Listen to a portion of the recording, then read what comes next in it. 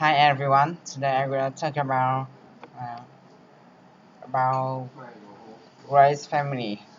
Uh, they are, Grace has been raised for 39 years with Beaufort. Um, but now her husband, her husband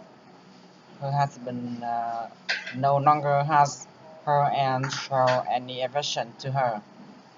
Uh, they has they she has saw him through cancer and diabetes. They have uh, they have four grandchildren. They has been seeing a therapist for a year and a half. The therapist want wanted her. They want them go to the nude beach to um, to being happy. Yes. Um, Her husband is before he is kind, generous and uh, friendly, but there are no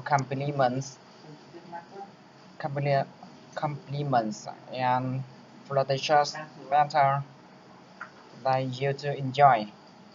Uh, he swears that he's not having an affair, and he doesn't why he changed, doesn't know why he changed. That's that. That's all.